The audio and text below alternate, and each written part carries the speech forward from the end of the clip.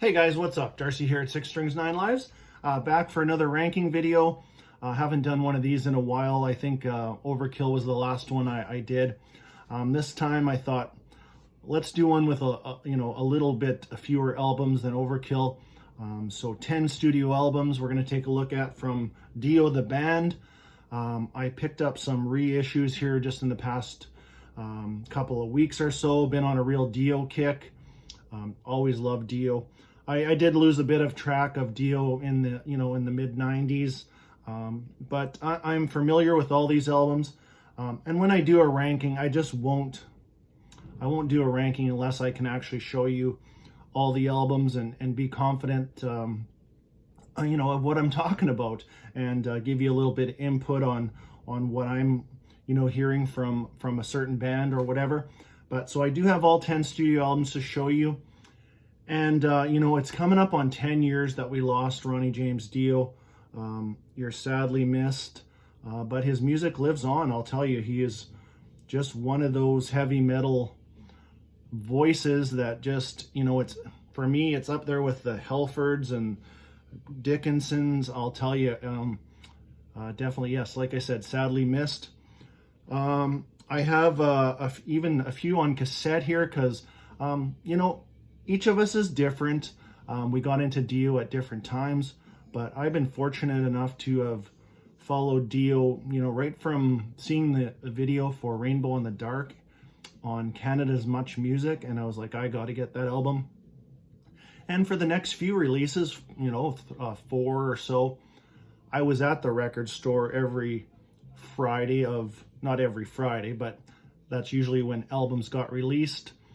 And I would pick up the cassette, and I do have them to show you. Anyways, I'll stop babbling on, and I don't have any Dio on vinyl to put in the background. I got a little bit of Saxon, which I'm working on a ranking for that, but that one's a little bit tougher, only because there's 22 studio albums, and I'll work on that, and it'll be out. We'll get to that for sure. And this cover actually pertains to the first cover I'm going to show you, because the ranking, coming in at number 10 is Angry Machines. So this is a Paul Gregory cover, and Paul Gregory is really famous for a lot of Saxon covers. So anyways, this, if you didn't know that, that's a Paul Gregory cover for Angry Machines. So this is coming in at number 10 for me. This is Dio's 7th overall studio album. Second in a row to feature Tracy G on guitar, and actually the last album to feature Vinny Appice on drums. And one of the highlights for sure for this album. And you know what? These are really 10 really good albums. Hard to rank. I mean, some of these you're just splitting hairs. It's a matter of preference. Maybe your age. When did you discover Dio? Like I said, I was discovered Dio, way back in 1983. Anyways, Vinny Appice, what a drummer. That is one of the highlights of this album for me, for sure.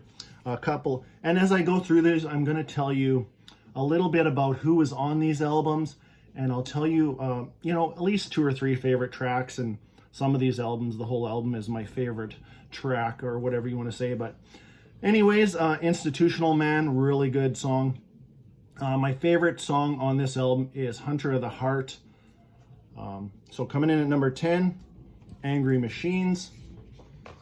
And that's one of those reissues, and I'll show them a little more in-depthly in my next update. So we'll open them up and have a look at the booklets and stuff like that. But for today, we'll just go through the ranking. Number 9, Master of the Moon. This is Dio's final, Dio the band, final studio album. This one sees the return of Craig Goldie on guitar for his 3rd stint. And I've always liked Craig Goldie, great guitar player. Jeff Pilsen on bass, Simon Wright on drums. I think Simon Wright was on 3 of these. 4. Yeah, if you include Lock Up the Wolves, he was on there. And then Vinny Appice on the rest, which yeah, I'll kind of, like I said, I'll just name some of the players. Anyways, not a bad album at all. Definitely check this album out. Master of the Moon. Look at this artwork. Love the colors. Love the logo. Pretty cool. Some favorite tracks. The opening track is great. One More for the Road. But my absolute favorite 2 tracks on this album, Shivers and track 8, I Am. Check those out for sure. And so coming in at number 9, Master of the Moon. Coming in at number 8, and I've seen this one. I mean, there's not a lot of Dio ranking videos available on YouTube. I mean, you can, look up on Wikipedia for, rankings that are not video related. But this one usually comes up a little bit higher, but for me, it's a little lower. It doesn't mean it's a bad album. This is 2000's Magica, 8th overall studio album. This also features the return at the time of Craig Goldie on guitar and Jimmy Bain on bass, of course Ronnie James Dio, and Simon Wright on drums. A really good album. For me, there's some tracks that don't stand out, but there's some really great tracks on here. Great story, good versus evil. Gotta love the artwork. So this is coming in at number 8, Magica. Some of my favorite tracks, Fever Dreams, awesome. Turn to Stone, Feed My Head, and one of my other very favorite tracks on here is called Chalice. So that's coming in at number 8, Magica. Number 7, here's a dark, heavy album. Coming off about a year after Dehumanizer, where Ronnie had a short stint back with Black Sabbath. I don't know if any of these tracks are left over from those sessions. I have no idea. It doesn't really matter. But Ronnie and his lyrical content is just second to none in all these albums. I always think of sayings like, "We're a laugh without a tear," "It's like broken glass, you get caught before you see it."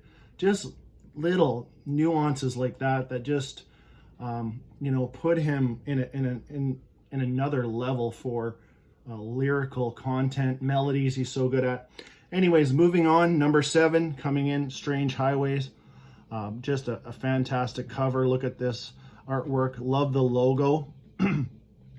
So this is the first to feature Tracy G on guitar, and a good album, very good album. Vinny Appice's drumming on here is just out of this world. He is a great drummer. Could have been a little bit higher. This one and the next one, I could have flip-flopped them. And like I said, sometimes you're just splitting hairs with some of these albums. But check out songs like Jesus, Mary, and the Holy Ghost. The actual title track, Strange Highways, awesome. Love Hollywood Black, Evolution, and the last track, Bringing Down the Rain. Really, really great track.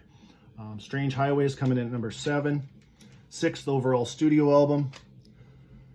Coming up at number 6 is 1990's Lock Up the Wolves. Basically, after Dream Evil, this is a whole new band. I mean, you have a young Rowan Robertson on guitar, 18 years old at the time.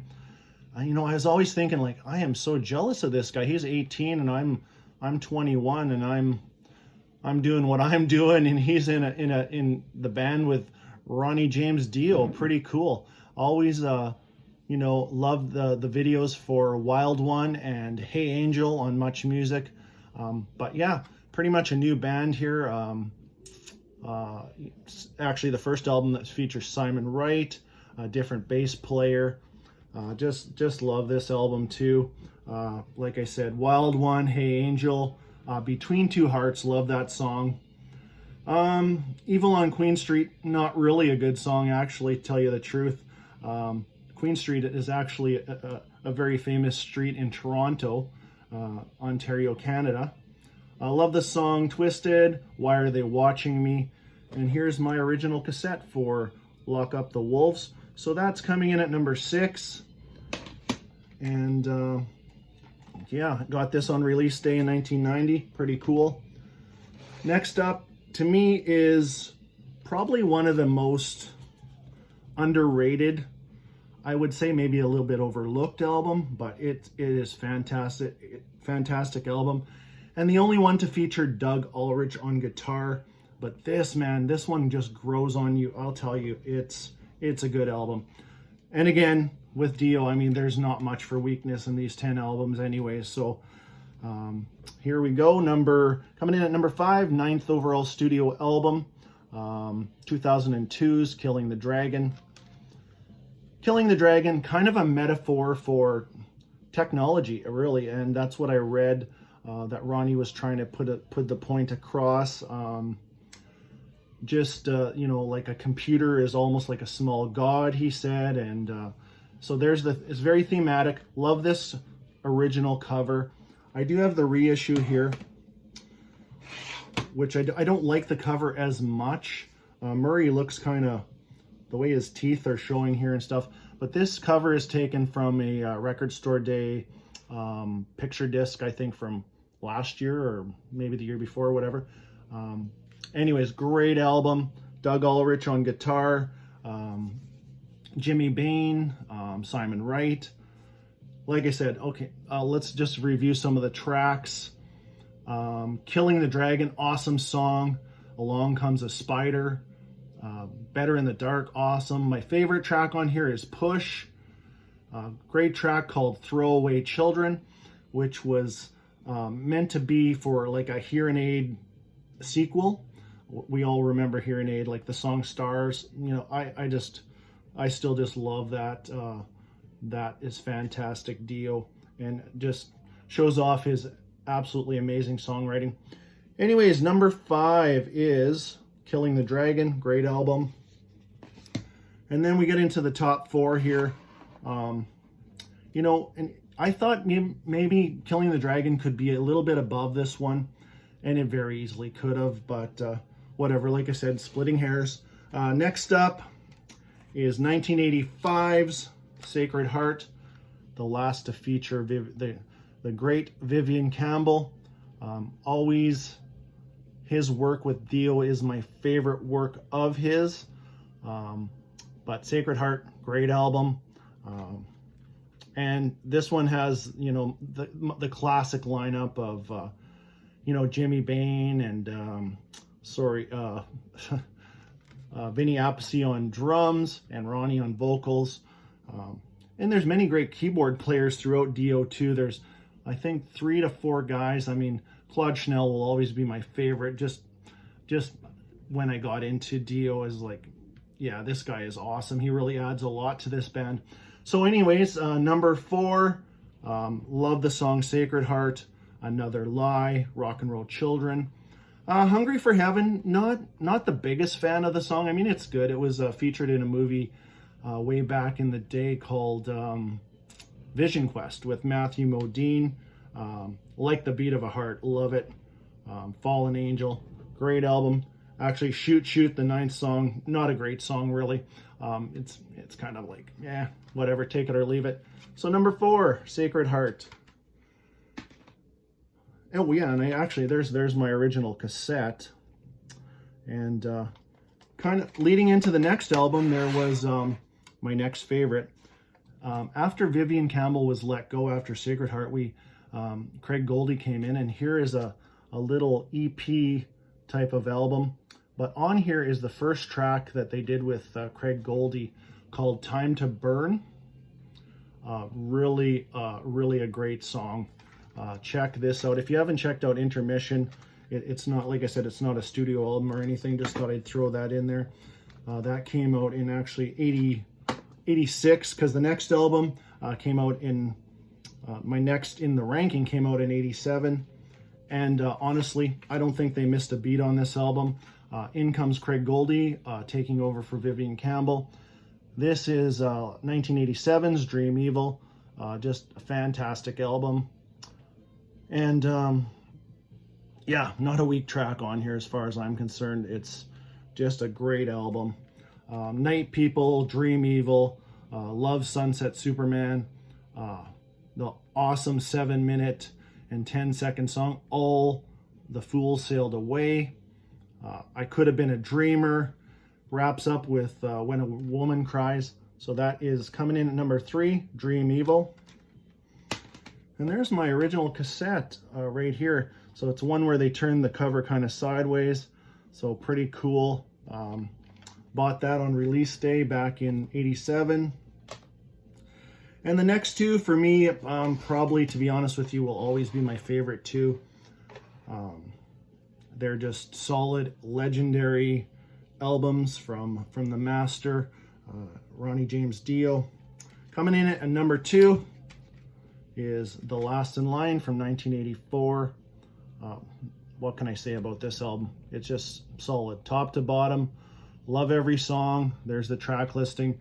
Don't need to talk too much about it. You know, we got We Rock, The Last in Line, Mystery, just goes on, just awesome.